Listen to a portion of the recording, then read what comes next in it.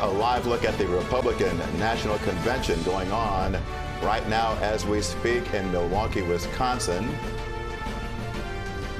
And just moments ago, former President Trump became the official Republican presidential nominee for the third time in a row. Trump has been the presumptive nominee now for months. He hit the necessary threshold with votes from his home state of Florida. So what happens now? Facing South Florida's Jim DeFede joins us now. Jim, as we all know, the president made big news even before the roll call was completed by announcing JD Vance as his vice presidential pick. So why someone like Senator Vance and not someone like, say, Senator Marco Rubio, who a lot of us here in Florida were waiting to see if he'd be the pick? Yeah, it was always an interesting debate as to where he was going to go with this. Look, at the end of the day, who you pick as vice president probably doesn't sway a lot of votes at the end, when all is said and done. But I think the general consensus as to why he selected JD Vance is it's sort of anointing the heir apparent for who will carry on the MAGA legacy from here forward.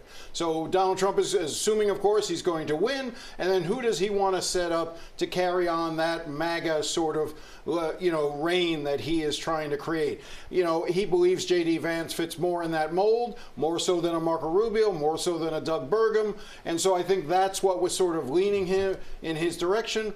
And this is something that, again, he didn't need to do this to solidify with any particular group or any particular region of the country. I think it was more of a relationship that they built over time. And, it's controversial in the sense of JD Vance has only been in the United States Senate for 18 months.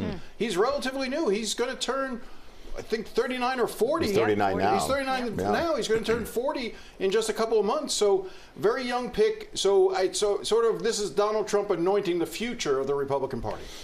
It's been quite a 48 hours for Donald Trump, Jim. As we know, would-be assassin tried to take him out Saturday in Pennsylvania, and now he is calling for calm and peace. Do you think this changes the tone of the campaign, and if so, how?